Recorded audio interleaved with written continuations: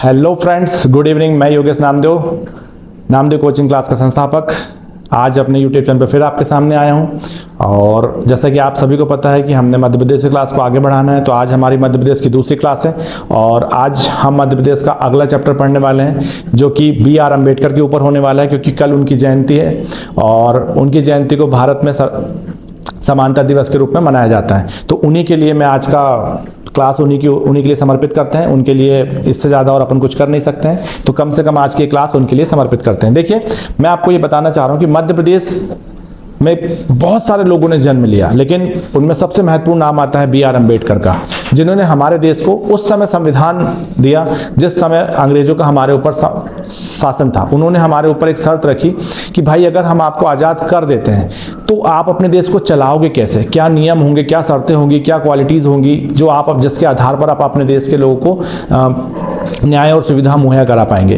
कैसे न्याय व्यवस्था बना पाओगे, न्यायपालिका कैसे काम करेगी, जो कि हमारे पास थी नहीं। तो उस समय हमारे देश के जो बड़े बड़े लोग थे, सरदार वल्लभ भाई पटेल, BR अम्बेडकर, पंडित जवाहरलाल नेहरू, राजेंद्र प्रसाद और भी जो मुख्य लोग थे, उन्होंने इस अंग्रेजों के इस चुनौती को स्वीकार किया कि हम संविधान बनाएंगे और हमारे देश को बहुत अच्छे से चलाएंगे।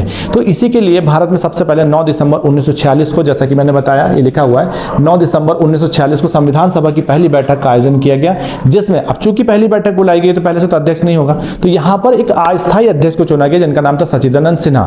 उसके बाद 11 दिसंबर 1946 को पुनः एक बैठक बुलाई गई, ये देखिए 11 दिसंबर, यहाँ पर हमने डॉक्टर राजेंद्र प्रसाद को अपने अस्थायी अध्यक्ष के रूप में चुना।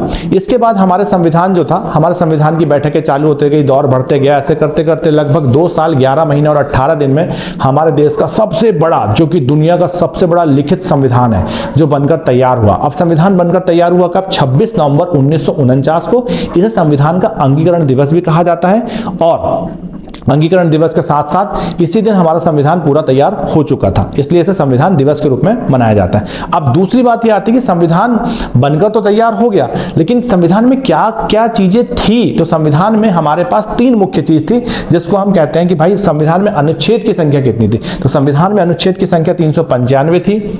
जब मूल संविधान की बात कर रहा हूं तो मूल संविधान में अनुच्छेद की संख्या 395 थी, भाग 22 थे और अनुसूचियां 12 थी, जो कि बाद में बढ़ गए। बाद में बढ़ कैसे गए? जो अनुच्छेद थे वो 395 से 444 हो गए, जो भाग थे वो 22 से 26 हो गए और जो अनुसूचियां थी वो 8 से 12 हो गए। इस तरीके से संविधान हमारा बढ़ भी गया। तो वर्तमान में जो स्वरूप है संविधान का वो ये है। इसी के बाद फिर संविधान बनाने के बाद संविधान की समितियां भी कुछ थी, जिन समितियों का बड़ा योगदान रहा है। जैसे समितियों में संघ समिति थी, संघी समिति थी, तो संघ और संघी दोनों समिति के अध्यक्ष पंडित जवाहरलाल नेहरू थे। वैसे ही प्रांतीय समिति भी थी, तो प्रांतीय समिति के अध्यक्ष कौन थे? सरदार वल्लभ भाई पटेल। और एक समिति और थी जिसको अपन बोलते हैं झंडा समिति, जिसके JB कृपलानी अध्यक्ष थे।